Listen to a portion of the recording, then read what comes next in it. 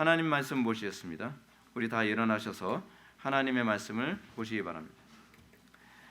하나님의 말씀은 로마서 8장 28절부터 30절까지의 말씀. 하나님의 말씀은 로마서 8장 28절부터 30절까지의 말씀. 신약성경 250페이지입니다. 로마서 8장 28절 말씀. 하나님의 말씀을 들으시기 바랍니다. 우리가 알거니와 하나님을 사랑하는 자 곧 그의 뜻대로 부르심을 입은 자들에게는 모든 것이 합력하여 선을 이루느니라. 하나님이 미리 아신 자들을 또한 그 아들의 형상을 본받게 하기 위하여 미리 정하셨으니 이는 그로 많은 형제 중에서 맏아들이 되게 하려 하심이니라. 또 미리 정하신 그들을 또한 부르시고 부르신 그들을 또한 의롭다 하시고 의롭다 하신 그들을 또한 영화롭게 하셨느니라. 아멘. 다 자리에 착석해 주시기 바랍니다. 이 시간은 로마서 96번째 강의가 되겠습니다. 참된 에큐메니즘이 추구하는 목표라는 제목으로 하나님 말씀 증거하도록 하겠습니다. 참된 에큐메니즘이 추구하는 목표. 지난 시간에 그 참된 에큐메니즘과 거짓된 에큐메니즘의 차이가 무엇인가에 관해서 살펴보았습니다. 지금은 이 전 세계 교회가 어느 때보다도 에큐메니즘, 소위 교회 연합을 굉장히 중요시 여기고 그리고 교회 연합에 대한 관심사가 점점 커지고 있습니다. 이것은 뭐에 대한 반증이냐면 분열에 대한 반증입니다. 교회들이 너무 분열되어지니까 그 교회가 하나가 되지 않으니까 교회가 하나가 되자 연합하자라고 하는 이런 얘기가 자꾸 나오게 될 수밖에 없는 거죠. 그런데 문제가 뭐냐면 교회가 분열되어지고 있는 이 시대에 우리는 과연 그러면 어떤 에큐메니즘을 추구해야 되며, 그러니까 어떤 에큐메니즘입니다. 그러니까 연합, 교회가 무조건 연합한다고 다가 아니라 어떤 연합이냐가 중요한 거죠. 우리가 신앙생활하면서 우리가 굉장히 관심을 가져야 되는 게 이겁니다. 복음이 선포됩니다라고 얘기한다면 우리는 거기에 질문을 던져야만 합니다. 어떤 복음입니까? 그렇죠? 교회에서 왔어요. 그러면 어떤 교회에서 오셨죠? 뭐 이런 거. 그렇잖아요. 우리는 덮어놓고 그냥 에큐메니즘이면 무조건 좋은 것이고 예수 믿는 것이면 무조건 좋은 것이고 뭐 이런 식으로 얘기하면 곤란합니다. 왜냐하면 사단은 항상 비슷한 것을 통해서 우리를 미혹합니다.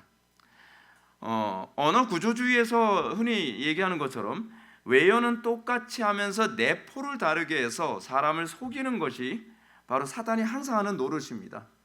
사단은 이렇게 합니다. 사랑이라는 단어를 통해서 음란을 확산시킵니다. 그렇죠? 그리고 헌신이라는 방식을 통해서 하나님을 대적하게 합니다. 그것이 항상 우리 속에 들어오는 거짓이 들어오는 방식입니다. 에큐메니즘이라고 하는 것도 똑같습니다. 저는 에큐메니즘 자체를 반대하지 않습니다. 교회는 연합해야만 합니다. 그런데 우리는 교회가 연합하는데 어떻게 연합해야 되느냐가 중요한 문제라고 생각합니다. 지난 시간에 제가 여러분한테 설교했던 부분을 요약해서 말씀드린다고 한다면 참된 에큐메니즘의 궁극적 핵심이 뭐라고 얘기했습니까? 그리스도 안에서의 연합이죠. 근데 거짓된 에큐메니즘의 특징이 뭐라 그랬습니까? 사람 중심적 하나됨. 교회라고 하는 외적인 모양은 있으나 거기엔 그리스도는 없고요. 사람들끼리 서로 친교하고 사람들끼리 하나 되는 에큐메니즘. 우리는 이거를 이렇게 얘기를 한다 그랬죠. 이거를 하나님의 나라와 또 한편으로는 바벨 공동체에 관한 개념으로 이해할 수 있다 그랬습니다. 세계는 항상 이 두 가지 방식으로 갑니다. 하나님 안에서 하나일 것이냐, 인본주의 안에서 하나일 것이냐. 자, 여기서 우리가 관심을 가져야 될 부분, 혹은 놓치지 말아야 될 부분은 이것이죠. 연합은 꼭 필요하다는 겁니다. 근데 그 연합은 어떤 연합이어야 되느냐에 관한 문제라 그랬죠. 종교통합주의자들이 많이 사용하는 성경 구절이 요한복음 17장입니다. 요한복음 17장 22절부터 23절을 보면 예수님께서는 이 교회 연합에 대해서 이렇게 말씀하셨습니다. 내게 주신 영광을 내가 그들에게 주었사오니 이는 우리가 하나 된 것 같이 그들도 하나가 되게 하려 함이니이다. 그 내가 그들 안에 있고 아버지께서 내 안에 계시어 그들로 온전함을 이루어 하나가 되게 하려 함은 아버지께서 나를 보내신 것과 또 나를 사랑하신 같이 그들도 사랑하신 것을 세상으로 알게 하려 함이로소이다. 아멘. 그래서 정말 하나에 관한 얘기가 굉장히 많이 나오죠. 여러분, 이 하나라고 하는 것은 굉장히 중요하고 하나님께서 기뻐하십니다. 그 일체에 관한 부분이 중요합니다. 그런데 중요한 건 여러분, 이 일체라고 하는 부분은 사단도 하나님을 대적하기 위해 하나를 이룬다는 것 또한 우리가 염두에 두어야만 합니다. 이렇게 우리 주님은 교회가 하나 되게 해야 될 당위성을 명확하게 명령하셨는데, 문제는 그 하나됨의 핵심이 우리끼리 하나됨이 아니라는 겁니다. 다시 한번 제가 여러분들한테 말씀드리지만, 거룩하신 성삼위 일체를 중심으로 하여 성부, 성자, 성령이 하나가 되심같이 그들도 우리와 하나 되게 하는 것, 우리가 주님 안에서 거룩하신 성삼위 안에서 하나가 되는 것, 여러분 이건 얼마나 영광스러운 일입니까? 어떻게 거룩하신 성삼위 하나님의 하나됨에 우리를 참여하게 하셨다는 것, 그것도 피조물인데요. 하나님께서는 그 하나됨에 참여하도록 하기 위해서 우리에게 뭘 주셨어요? 하나님의 형상을 주셨죠. 그렇죠?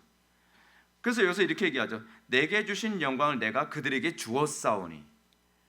그리고 그 하나님의 형상을 회복한 사람이 거룩하신 성삼위 하나님의 그 형상의 연합에 참여할 수 있게 됐다는 것. 근데 문제는 이 말씀이 또한 우리에게 어떤 부분을 경고하냐 하면, 우리는 사단이 위장된 거짓된 하나됨을 추구하게 될 것이라는 것에 대한 경고이기도 하다는 사실입니다. 이런 차원에서 우리가 매주 예배 시간마다 고백하는 사도신경의 맨 마지막 고백이 하나 있죠. 그것이 뭐냐면 성도가 서로 교통하심을 믿사오며. 성도가 서로 교통하는 것, 연합은 믿음에 해당하는 부분입니다. 우리는 이 고백을 합니다. 연합 안 해도 되는 것이 아니라 연합을 해야 합니다. 이것이 우리의 신앙 고백의 중요한 요소입니다. 자, 그런데 문제가 뭐냐면, 그래서 거룩한 공교회에 해당하는 영어 표현이 좀 사람들의 마음을 불편하게 하는 것이죠. Holy Catholic Church. 그래서 이 Holy Catholic Church라고 하는 이 문장 때문에 사람들이 이것은 가톨릭과의 연합을 얘기하는 거짓된 가르침일 것이다 라고 이렇게 얘기합니다. 특히 이제 침례교에서는 그래서 사도신경을 고백하지 않는 이유 중에 하나가 이 부분 때문에 그렇죠. 뭐 마리아에 대한 신앙 고백도 그렇고 뭐 그렇다고 얘기하는데, 그분들은 사도신경을 잘못 이해해서 그런 거거든요. 왜냐하면 사도신경은 로마 가톨릭이 4세기부터가 로마 가톨릭인데 4세기 이전에 이미 사도신경이 만들어졌습니다. 물론 사도들이 만든 신경은 아닙니다. 그러나 사도들의 신앙 고백을 정리한 것이 이미 2세기서부터 만들어져서 우리에게 주어진 것이기 때문에 가톨릭의 발명품이 아니라 어떤 면에서는 교부들이 만든 것을 계속 발전시킨 겁니다. 자, 그런데 우리가 여기서 이 부분을 좀 오해하지 말아야 될 부분이 이겁니다. 우리가 고백하는 것과 천주교에서 이 부분을 고백하는 것이 다르다는 겁니다. 어떻게 다르냐면, 우리는 홀리 캐톨릭 처치라고 했을 때 캐톨릭의 C를 소문자 C로 해서 보통 명사로 우리는 고백합니다. 우주적인 교회를 믿습니다. 우리는 예수 그리스도를 믿는 사람들은 한 형제임을 우리는 믿습니다라고 하는 그런 얘기거든요. 그래서 우리는 우리하고 피부색이 다른 아프리카 사람들도 우리와 같은 신앙 고백을 한다면 그들도 우리의 형제라고 믿습니다. 우리는 백인들도 우리와 같은 신앙 고백을 하면 우리는 형제라고 하는 걸 우리는 믿습니다. 또한 하다못해 우리는 장로교인들만 형제가 아니라 감리교인, 성결교인, 침례교인, 어떤 교인이든 그들이 우리와 같은 신앙 고백을 한다면 우리는 형제라고 믿습니다. 그래서 우리는 그 형제들과 연합해야만 합니다. 우리는 그 형제들과 자꾸 분열돼서는 안 됩니다. 근데 로마 가톨릭은 어떻게 분열을 추구하냐 하면 홀리 캐톨릭 처치에서 캐톨릭의 C를 대문자 C로 사용해서 이거를 고유 명사로 사용을 합니다. 그래서 오로지 로마 가톨릭만이 참된 교회이며 로마 가톨릭 안에 들어온 사람들만 참된 그리스도인이다라고 이렇게 가르친다는 거죠.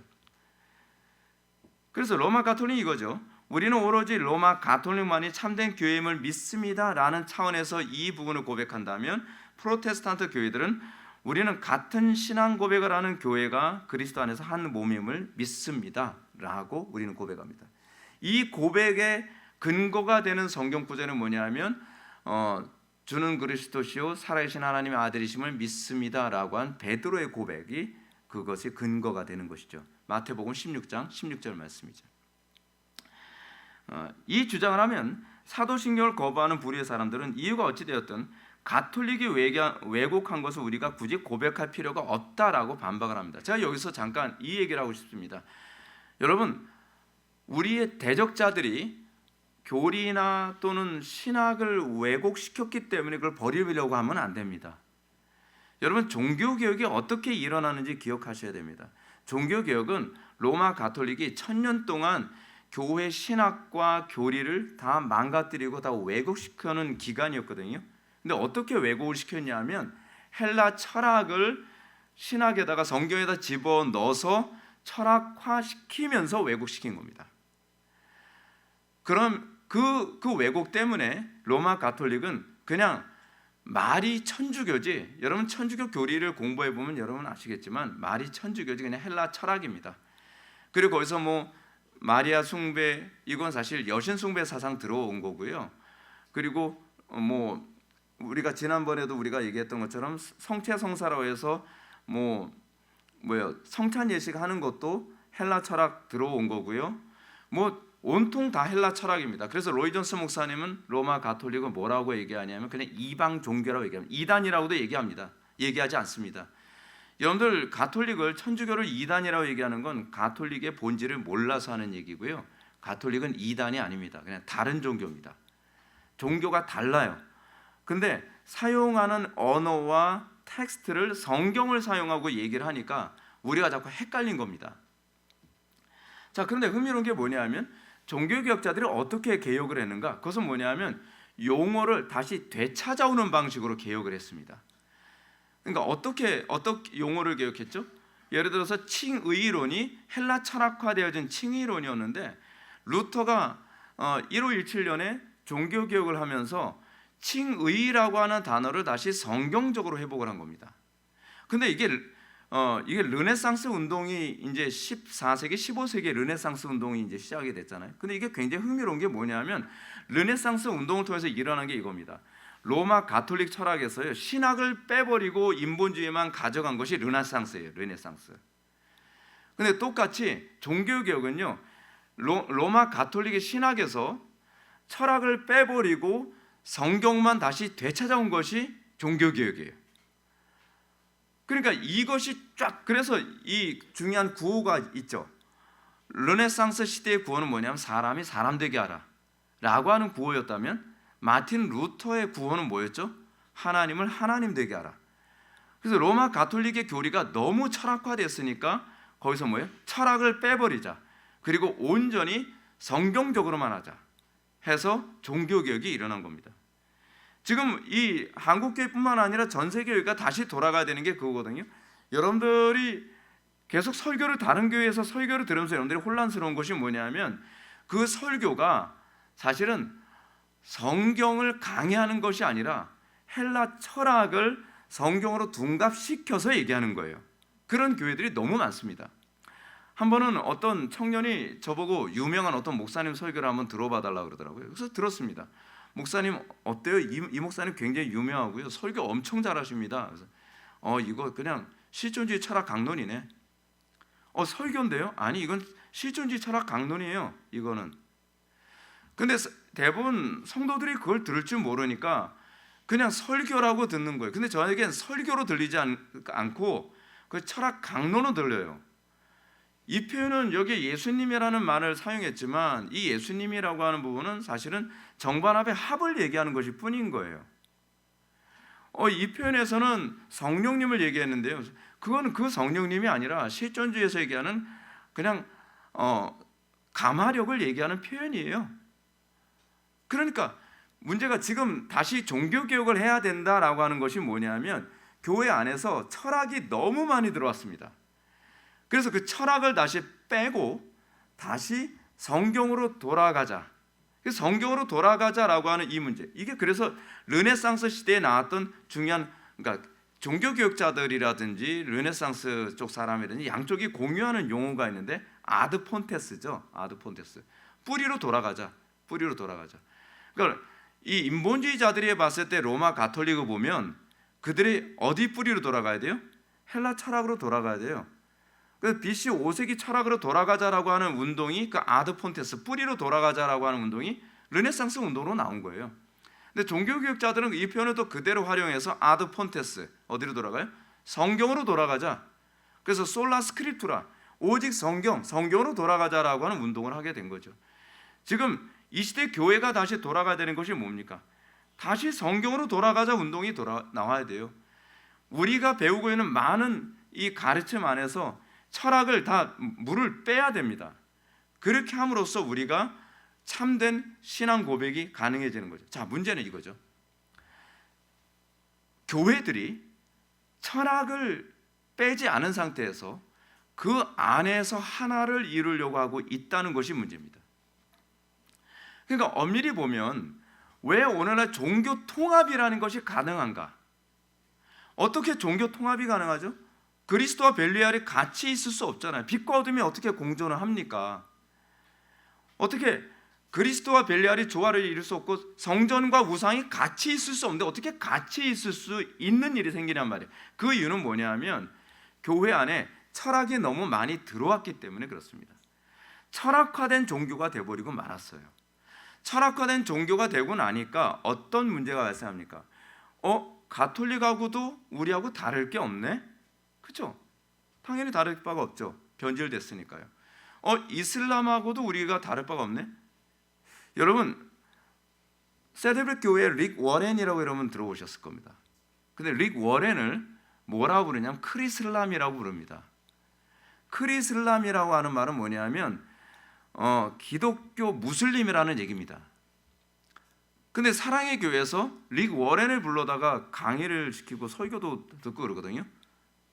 근데 그런 설교를 들으면서도 왜 사람들이 불편하지 않을까요? 그 이유는 이미 성도들 속에 신학과 철학이 뒤엉켜 있기 때문에 그렇습니다. 다 섞여 있기 때문에 불편하게 여겨지지가 않는 거예요. 문제가 거기에 있는 겁니다. 그러다 보니까 불교하고도 불편하지가 않아요. 그리고 다른 종교하고도 불편하지가 않아요. 그래서 종교 통합이 가능한 겁니다. WCC에서 여러분 무슨 일을 했죠? 현영인가요? 현경인가요? 하는 그 교수가 나와서 굿판을 벌렸잖아요. 굿판을 벌려도 사람들이 불편하지가 않아요. 왜냐하면 교회 안에 들어온 것이 이미 철학들로 가득 채워져 있기 때문에 그렇습니다. 제가 오늘날 교회 안에 들어온 철학에 관해서는 하도 많이 제가 얘기해서 이 자리에서 제가 새삼 말씀드릴 것도 없고 시간도 부족하니까 제가 더 이상 얘기하지 않겠지만, 궁극적으로 오늘날 교회가 개혁되어져야 된다는 것은 이 교회 안에 들어온 이 철학과 이방 종교적 사고 방식이 다시 다 제거되어져야 된다는 사실입니다. 자, 다시 하던 얘기 돌아갑시다. 사도신경이나 성경은 성도가 분열되지 않고 어떻게 하든지 하나의 연합을 이루는 것이 주님 뜻이라고 가르칩니다. 우리가 이 가르침을 염두에 두고 우주적인 공교회주의를 회복해야만 합니다. 우리는 쓸데없이 분열되는 일을 우리는 막아야만 합니다. 우리는 같은 형제이고 같은 신앙 고백을 한다고 하면, 또는 참된 교회의 표징을 가지고 있다고 한다면 우리는 연합해야만 합니다. 그런데 이 문제가 초대교회 때서부터 중요한 문제였습니다. 왜냐하면 초대교회 때는 유대인들만 하나님의 백성이라고 믿었거든요. 근데 유대인들만 하나님의 백성이라고 믿었던 이 상황 하에서 오순절날 성령 강림 이후에 이방인들, 로마인들, 다른 민족들도 하나의 교회를 이루는 이 문제가 발생하기 시작했습니다. 에큐메니즘이죠. 이어서 굉장히 혼란스러웠고, 예루살렘 공의회도 이 부분을 어떻게 받아들여야 될 것인가 때문에 굉장히 많은 논의가 있었고, 때로는 베드로가 이방인 만나서 온 문제 때문에 책망을 하기도 하고, 때로는 바울은 이방인들 속에 들어가서 그들에게 복음을 전하고 그들에게 할례를 주느냐 마느냐, 세례를 주느냐 마느냐 하는 이 문제 때문에 바울이 굉장한 어려움을 겪었습니다. 이렇게 잘 보게 되면 사도들은요 에큐메니스트입니다. 그들은 교회 연합을 굉장히 중요시 여겼던 사람입니다. 근데 어떠한 연합이냐가 중요한 문제죠. 그래서 어떻게 보면 사도들은 굉장히 분열주의자처럼 보이기도 합니다. 왜냐하면 성경의 교리에 위배됐을 땐 단호하게 자르게 만들었으니까. 성경의 가르침에 위배됐을 경우에 막 출교를 엄격하게 시키도록 했기 때문에 그런 거죠. 근데 한편으로 보게 되면은 굉장히 포용력 있는 교회 연합주의자들이었어요. 그렇다고 한다면 정상적인 교회는 어때야 되냐면 거짓된 가르침에 대해서는 무서울 정도로 단호하게 분열적인 태도를 견지해야 되고요. 참된 교회의 표징을 가지고 있다고 한다면 우리는 어떤 형제라도 포용하고 그들과 연합을 이룰 줄 아는 그런 태도를 견지해야만 합니다. 이것과 관련해서 우리에게 이 교회 연합을 잘 보여주는 중요한 가르침 중에 하나가 뭐냐면 오순절 성령 강림 사건입니다. 여러분들 성경 구절 한번 읽었으면 좋겠습니다. 사도행전 2장 2절부터 11절까지의 말씀을 좀 길지만 좀 같이 읽도록 하겠습니다. 뭐 중간은 제가 중략할 테니까 걱정하지 마시고 좀 텍스트가 길어도 2장 2절부터 11절까지 같이 읽겠습니다. 시작. 호련히 하늘로부터 급하고 강한 바람 같은 소리가 있어 그들이 앉은 온 집에 가득하며 마치 불의 혀처럼 갈라지는 것들이 그들에게 보여 각 사람 위에 하나씩 임하여 있더니 그들이 다 성령의 충만함을 받고 성령이 말하게 하심을 따라 다른 언어들로 말하기를 시작하니라. 여기까지만 읽겠습니다.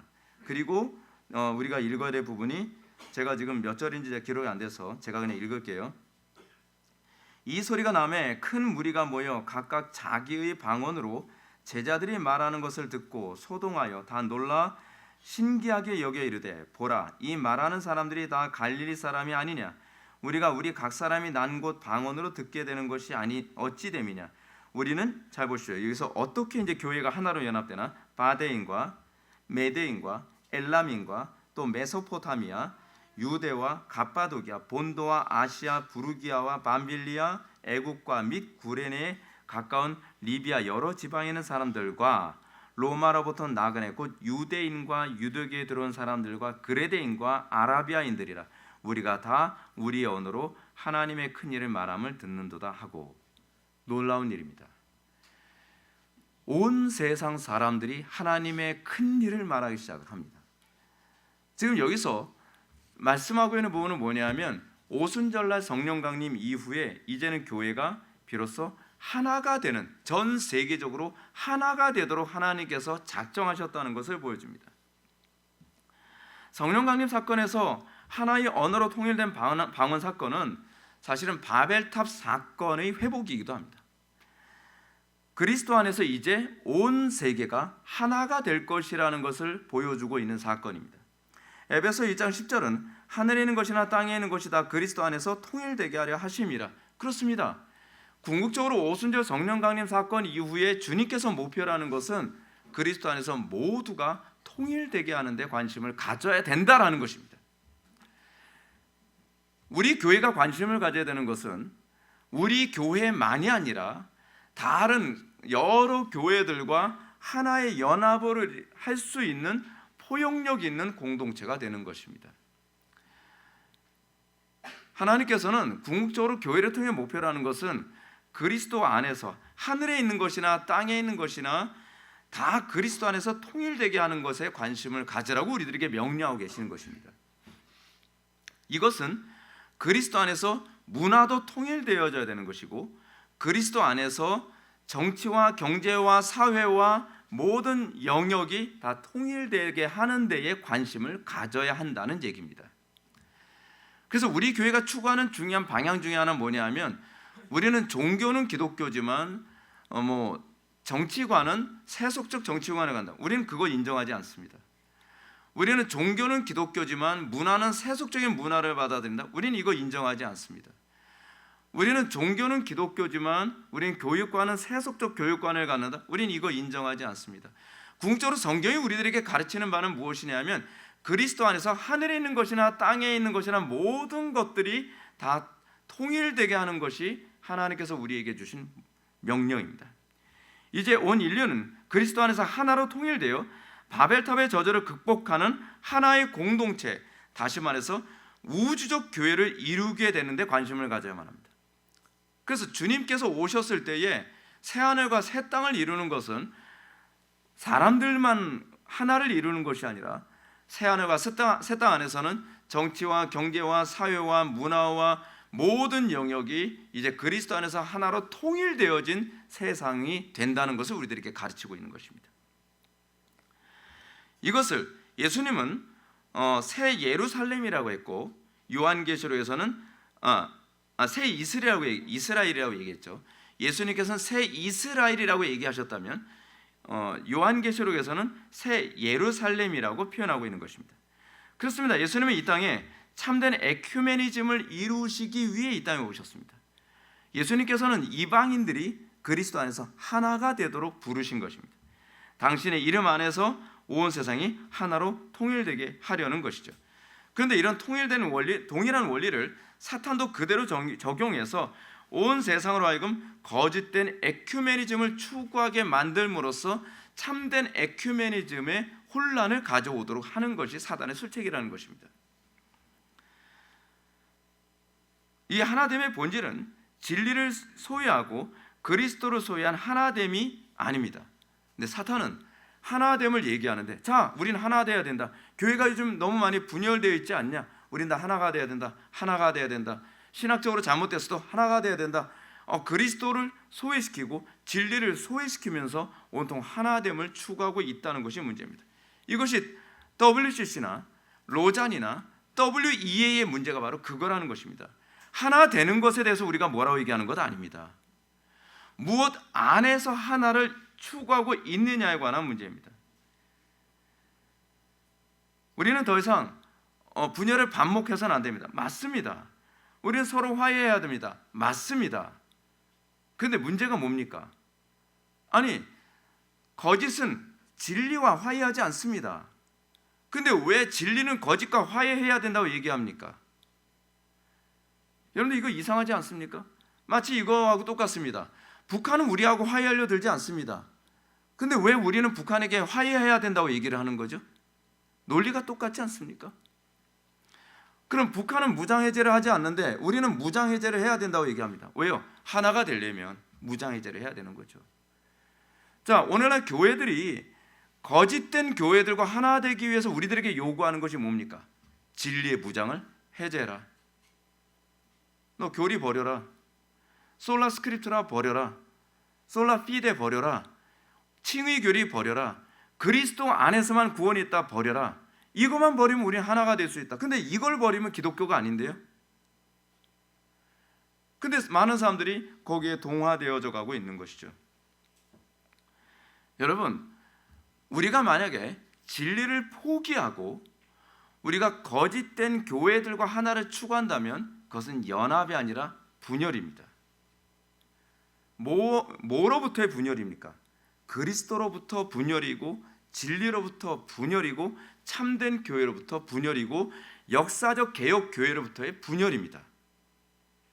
근데 우리는 도대체 어디에다가 분열을 둬야 되고 어디에다가 연합을 둬야 되는지조차도 우리는 개념을 잡고 있지 못하다는 것이 문제입니다. 사람들이 모인다고 해서 하나님께서 무조건 연합이라고 보시는 것이 아닙니다. 주님께서는 내 이름으로 두셋이 모인 곳에 내가 너희와 함께 있다라고 말씀하고 계신 것이지, 두셋이 모였기 때문에 하나님께서 기뻐하신다는 구절은 없습니다.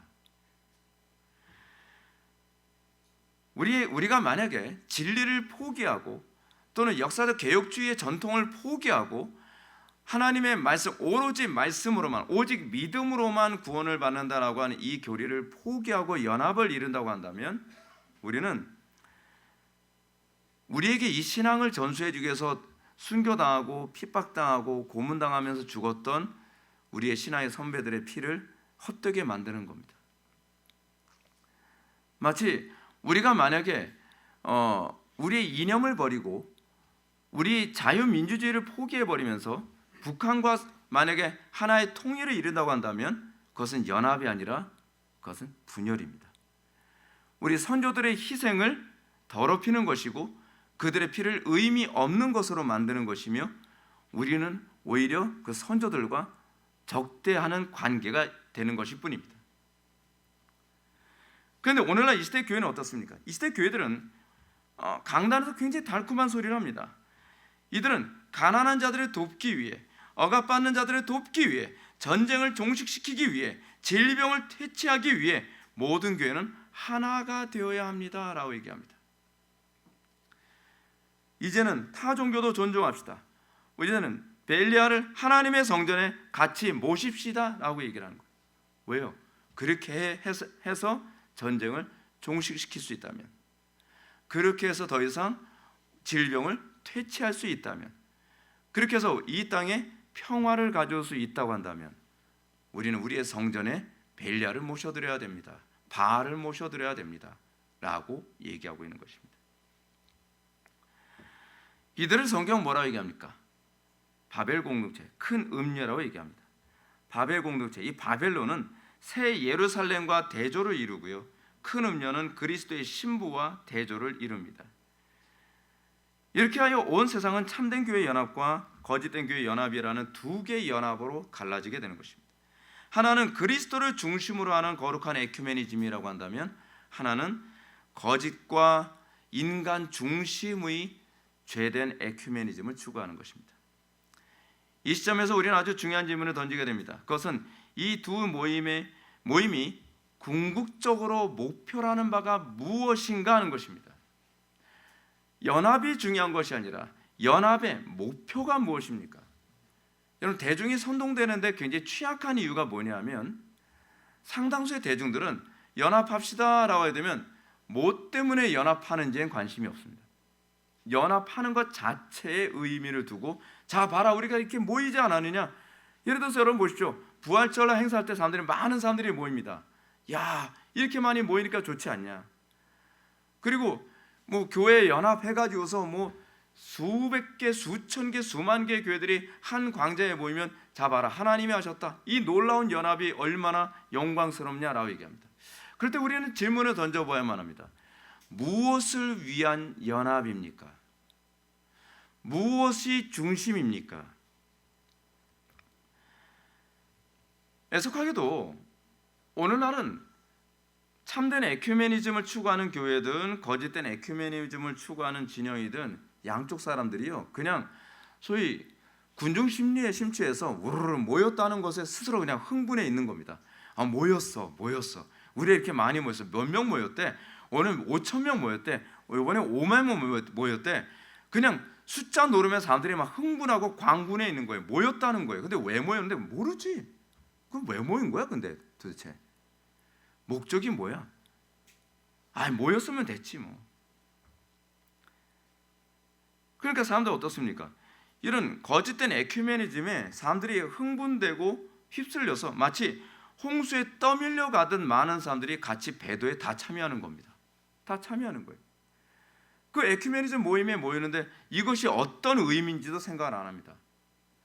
이번에 로잔 때도 많은 사람들이 막 셀카 찍고 난리 아니었습니까? 아마 로잔에 가서 그냥 화려한 그 모임에 사람들이 모여서 막 외국인도 오고 뭐 거기서 유명한 사람도 모이고, 그러니까 거기서 야, 여기 이런 사람도 왔어. 많은 사람들이 야, 누구도 왔네.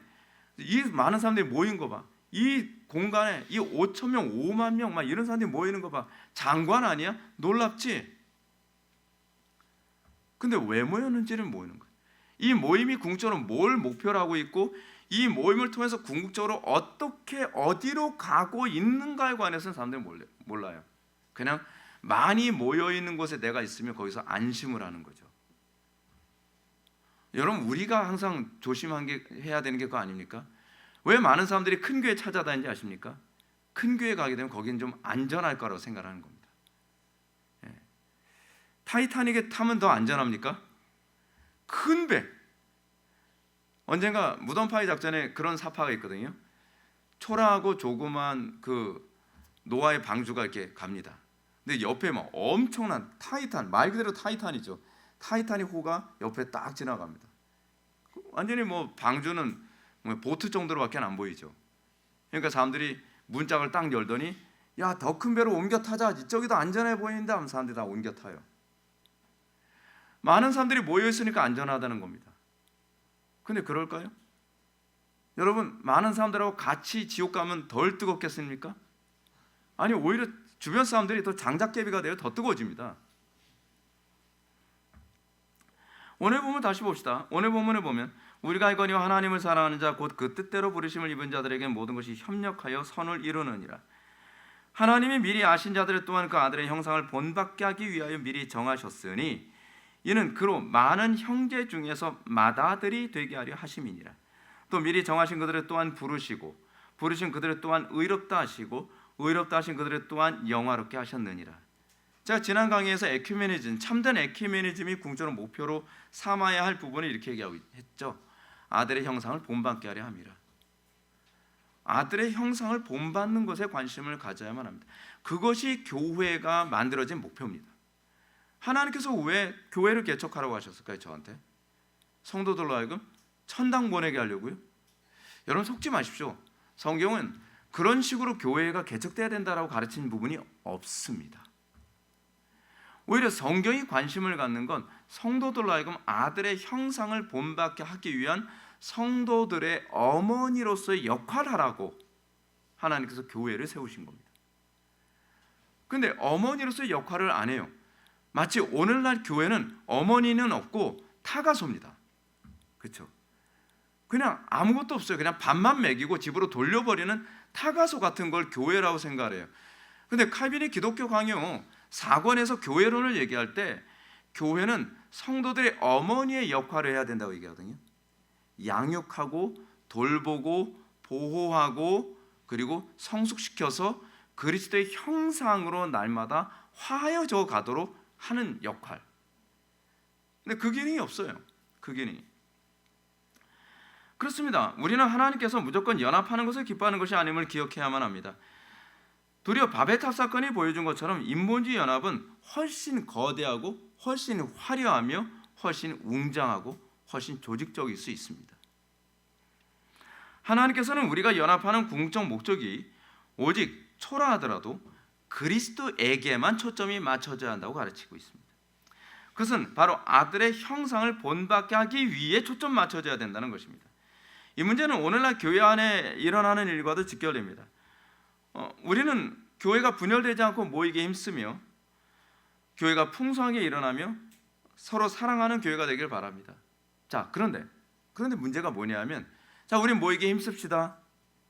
근데 모이게 힘쓰는 이유가 뭐죠? 목적이 뭐죠? 근데 그리스도가 없어요. 그냥 우리들끼리 재밌어야 되는 거예요.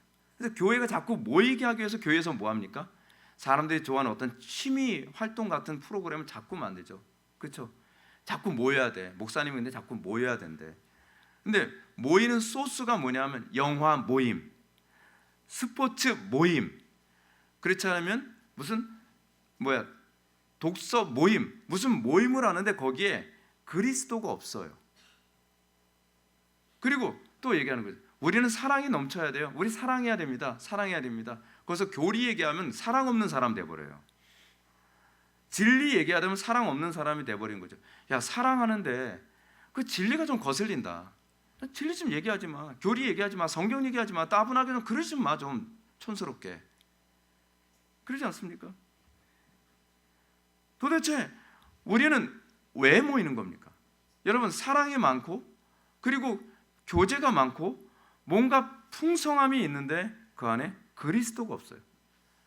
그리스도의 형상을 닮아가는 것, 아들의 형상을 본받는 것에 다들 관심이 없어요. 그러면 그건 사단의 회입니다.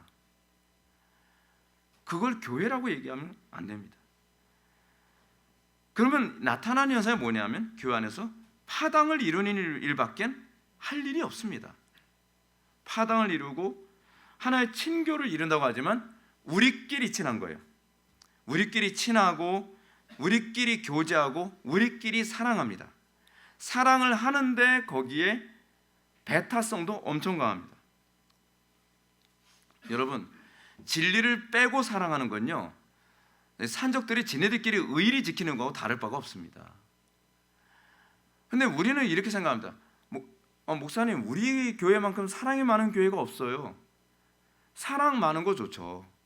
근데 사랑은 많은데 거기에 진리가 없으면 그건 거짓된 사랑이죠. 우리 부부가 얼마나 사랑이 많은데요. 부부 사랑 많은 거 좋죠. 우리 가정이 얼마나 화목한데 화목한 거 좋죠. 근데 거기 진리가 없잖아요. 그리스도가 없잖아요. 여러분, 교회가 진리가 중심이 되지 않으면 항상 문제가 되는 게 많이 모일수록 파당의 숫자만 늘어난다는 겁니다. 여러분, 교회들이 얼마나 파당이 많습니까? 사람들의 본성 자체가 세력 싸움 엄청 잘하거든요. 꼭 닭 같아요. 바울이 고린도 교회를 향해서 경고한 본문이 있습니다. 바울은 교회 안에서 특정한 사람들이 머리가 돼서 파당을 이루고 서로 끈끈한 교통과 관계를 맺는 문제에 관해서 신랄하게 비난합니다. 고린도 교회가 사랑이 사람들이 안 모였다 그게 아니거든요. 잘 모였어요. 교제도 많아요. 근데 어떻게 교제하고 어떻게 잘 모여요?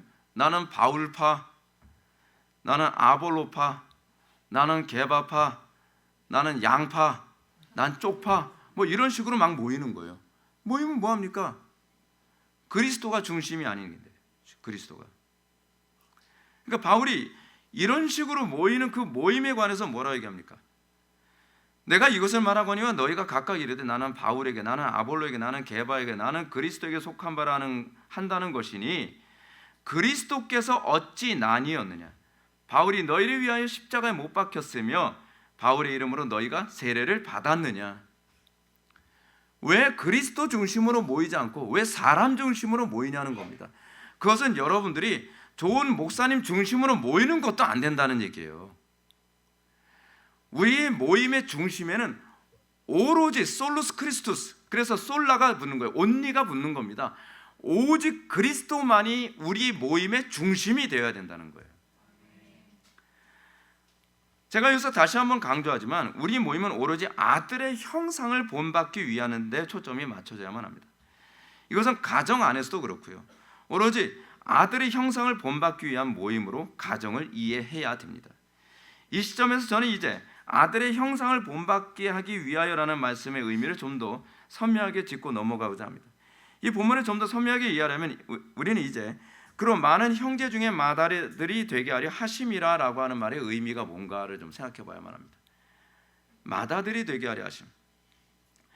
그래서 사도 바울이 아들의 영광에 참여하는 것의 구체적인 형태를 예수 그리스도께서 우리의 맏아들이 되게 하려 하심이라고 우리 가르치고 있다는 사실입니다.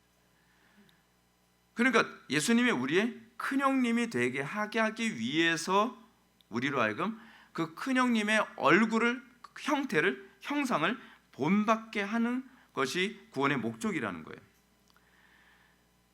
왜냐하면 우리가 예수를 믿음으로써 아들의 영광에 참여하는 것, 다시 말해서 예수님을 통해 우리가 그 통치에 참여하는 것, 하나님의 통치에 참여하는 것이 우리가 구원받은 목적입니다. 이런 사실을 바울은 빌립보서를 통해서 이렇게 얘기합니다. 이러므로 하나님이 그를 지극히 높여 모든 이름 위에 뛰어난 이름을 주사 하늘에 있는 자들과 땅에 있는 자들과 땅 아래에 있는 자들로 모든 무릎을 예수의 이름에 꿇게 하시고 모든 입으로 예수 그리스도를 주라 시인하여 하나님 아버지께 영광을 돌리게 하려 하셨느니라. 성경이 가르치는 참된 에큐메니즘의 목표는 하늘에 있는 자들과 땅에 있는 자들과 땅 아래에 있는 자들로 하여금 모든 무릎을 예수님의 이름 앞에 꿇게 하는 데 있습니다. 그러니까 예수 그리스도의 이름 앞에 무릎을 꿇는 데 관심이 없다면 그건 거짓된 에큐메니즘입니다. 많이 모이면 뭐합니까? 여러분, 사람 많이 모으는 거 어렵지 않습니다. 어떤 면에서는요. 여러분들이 원하는 그 기호를 잘 찾아서 그것을 규합만 하면 많이 모여요. 그래서 여러분, 요즘에 많이 모이는 교회의 특징이 뭔지 아십니까? 사람들이 원하는 기호대로 다 찾아갈 수 있는 것을 다 만들어 놨어요. 예배엔 관심이 없고 그리스도께는 관심이 없어도요, 저는 영어 공부에 관심인데 그럼 우리 교회 오세요. 우리 교회 영어 스터디 그룹이 있습니다. 오, 우리 교회 오세요. 저는 영화 보는 거밖에 안 하죠. 괜찮아. 우리 교회는 영화 볼 수 있는 그런 시스템이 있습니다. 오, 우리 교회는 스포츠도 안 써. 근데 그 사람들이 다 그리스도께 관심이 없어요. 그 사람들이 교회에 온 이유는 뭐냐면 그리스도가 아니라 동호회예요. 근데 사람들이 이렇게 거짓말합니다. 이건 거짓말이에요. 뭐냐면 일단은 그거로 왔다가 예수님께 관심을 갖겠죠. 그렇지 않습니다. 성경이 전도하는 방식은 뭐냐면 처음부터 그리스도께 목적을 가지고 오라는 겁니다. 와서 바뀔 거라고요? 바뀔 것 같습니까? 그 사람들이 바뀌기 전에 교회를 바꿀 겁니다. 그것이 교회에서 안에서 일어난 일들입니다. 복음에 관심이 없는 사람들을 어떻게 하든지 예배당 안에 끌어들이잖아요. 그럼 그 사람들이 변화되는 속도가 더 빠를 것 같습니까? 아니면 그 사람들이 교회를 변화시키는 속도가 더 빠를 것 같습니까? 뻔하잖아요. 그 사람들이 와서 교회를 변질시키는 속도가 훨씬 빠릅니다. 그래서 교회는 그런 식으로 전복되고, 그렇게 전복된 가운데에 거기서 신학자가 나오고, 거기서 목사가 나오고, 거기서 장로가 나오고, 안수 집사가 나오고, 그리고 서리 집사가 나오면서 교회는 세속화돼 가는 겁니다. 궁극적으로 처음에 들어올 때서부터 예수가 목표가 돼서 오게 만들어야만 합니다. 이런 차원에서 오늘날 전 세계적으로 일어나는 거짓된 에큐메니즘의 현상은 성경이 가르치고 성경이 의도한 에큐메니즘이 아닙니다. 이것은 모든 무릎을 다른 예수 이름에 꿇게 하는 운동이요, 배교 운동이요, 사단의 회를 이루는 연합입니다. 이들의 목표는 성경이 가르치는 것과 다릅니다. 요한계시록을 보면 거짓 에큐메니즘이 목표하는 바를 아주 명확하게 폭로하고 있습니다. 요한계시록은 바다에서 올라온 짐승과 땅에서 올라온 짐승에 관해서 얘기하고 있죠. 바다에서 올라온 짐승이 용에게 권세를 받습니다. 근데 용에게 권세를 받는데 권세받은 목적을 이렇게 얘기합니다. 성도들과, 다시 해서 교회와 싸워 이기게 되고 각 족속과 백성과 방언과 나라를 다스리는 권세를 받는 데 있습니다. 그래서 여러분 마지막 때 가게 되면 여기서 이 바다에서 올라온 짐승이 뭐냐면요, 정치 권력이거든요. 국가 권력. 그 국가 권력이 교회를 박해해서 교회들로 하여금 어떻게 해요? 다 무릎 꿇게 만든다는 겁니다. 그러면 그 다음에 사후 처리 작업을 하는 이 짐승이 있는데, 그 짐승이 뭐냐면 양처럼 두 뿔이 있고 용처럼 말하는 짐승이 땅에서 올라옵니다. 박해로 고통받고 지쳐있는 성도들한테 돌아다니면서 뭐라고 얘기하냐면, 나 봐, 뭐처럼 생겼지? 양. 근데 양처럼 생긴 모습을 가지고 용처럼 말을 하면서 뭐라 그래요? 야, 무릎 꿇어. 짐승에게 무릎 꿇어. 그럼 살 길이 열려. 그렇게 하면서 배도로 사람들을 이끌어가는, 얼마나 달콤하겠습니까? 박해에 시달려 있는데, 핍박에 시달려 있는데, 그래서 어린 양같이 두 뿔 있고 용처럼 말을 하면서, 다시 얘기되면 정통교의 모습으로 위장한 교회가 다른 영, 다른 복음, 다른 예수를 증거하면서 사람들을 미혹하여 어떻게 해요? 칼에 상하였다가 살아난 짐승을 위하여 우상을 만들라라고 하는 운동을 시작을 하는 겁니다. 그래서 많은 사람들이 그래서 우상에게 무릎을 꿇게 만드는 것이죠. 그 짐승에게 경배하게 만드는 겁니다. 이게 마지막 시대의 거짓된 에큐메니즘이 목표라는 방향입니다. 여러분 어떻습니까? 박해당하는 거 좋습니까? 고통당하는 거 좋습니까? 아무도 좋아하질 않아요. 그러니까 그런 상황에서 그래도 쉽게 예수 믿는 법, 그래도 쉽게 구원받는 법이 있다라고 사람들을 가르치는 겁니다. 이것이 요한계시록에서 두아디라 교회인가요? 두아디라 교회인가에서 얘기하고 있는 거짓 그 음녀 이세벨이 주는 메시지하고 똑같은 메시지입니다. 사랑하는 성도 여러분, 우리가 이 시대가 추구하는 교회 연합의 목표가 무엇인지 잘 생각해 보시기 바랍니다. 성경이 가르치는 교회 연합은 궁극적으로 모든 무릎을 예수의 이름에 꿇게 하는 데 초점 맞춰져야만 합니다. 무슨 연합 찬양회, 뭐 연합 기도회, 연합 무슨 모임, 거기에 항상 속지 마십시오. 그 가운데 그 연합이 궁극적으로 목표라는 바가 예수, 참된 예수, 다른 예수가 아니라 참된 예수에게 무릎을 꿇게 하는 것인가를 보셔야만 합니다. 오늘날 WCC, 로잔, WEA는 어쩌면 칼에 상하였다가 살아난 짐승을 경배하도록 하는데 초점이 맞춰져 있는 것이 아닌가 하는 생각이 듭니다.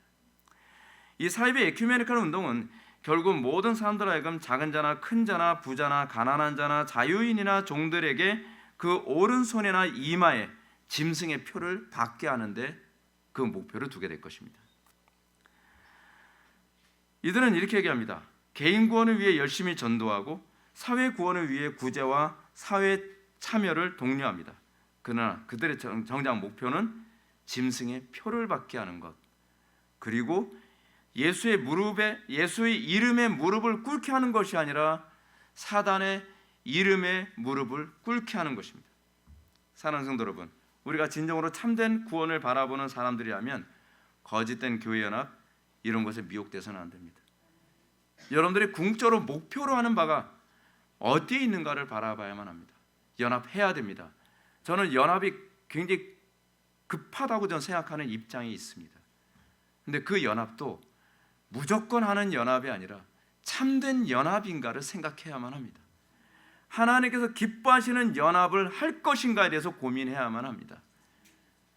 이 마지막 때 우리는 어느 때보다도 분별력이 필요하고요, 어느 때보다도 우리는 더 그리스도를 사랑하는 법을 배워야만 합니다. 그럴 때에 우리가 거짓된 연합이 가득한 이 시대에 참된 연합 안에서 하나님을 영원하게 하는 역사가 나타날 것을 주님의 이름 믿으시기 바랍니다. 기도하시겠습니다. 사랑이 많으신 하나님, 우리가 살아가는 이 시대 온갖 거짓이 가득하고 거짓된 연합으로 우리를 미혹하는 시대에 우리가 살고 있습니다. 아버지 하나님, 우리가 참된 연합 안에서 오로지 그리스도의 이름 앞에만 무릎을 꿇는 그 연합된 교회를 꿈꾸게 하여 주시고 그 교회의 연합을 통해서 하나님의 이름이 높아지게 하여 주옵소서.